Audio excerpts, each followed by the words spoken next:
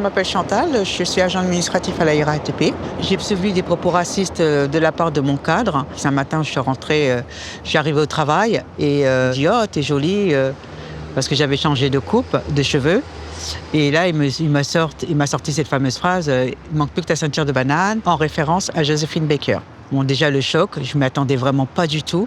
Je me suis mise à travailler, mais le soir, toute la journée déjà, ça m'a travaillé.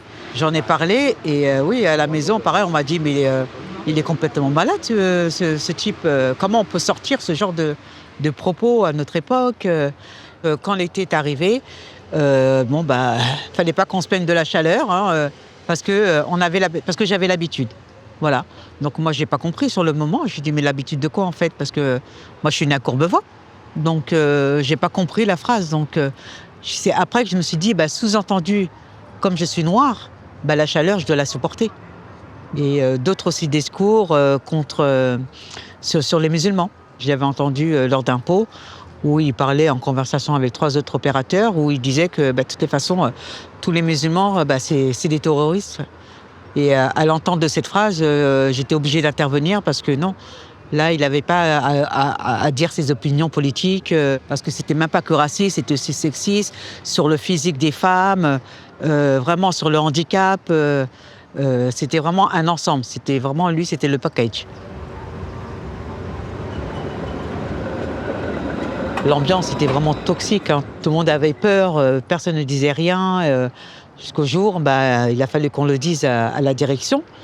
Mais la direction n'a pas bougé, en fait. Et à partir de là, on a dû faire intervenir Solidaire pour nous aider, pour nous épauler, savoir comment on pouvait faire. Parce que là, c'était trop. L'ambiance était invivable. Les collègues du service administratif ont contacté le syndicat Solidaire RATP, ils étaient plusieurs. Très rapidement, le syndicat a écrit à la direction, a saisi l'inspection du travail.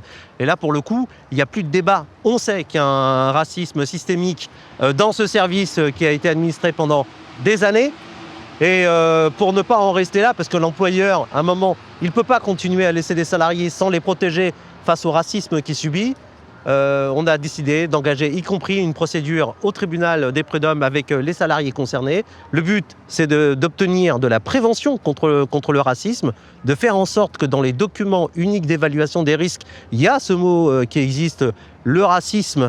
Il faut qu'il apparaisse clairement et qu'on mette en place une évaluation et une prévention contre le racisme. Aujourd'hui, ça n'existe pas.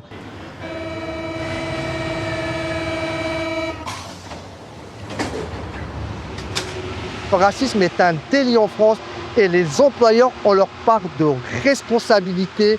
Ils doivent faire appliquer avant tout le droit dans leur entreprise.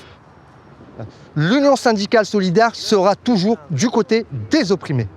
Au travail et partout, détruisons le système raciste.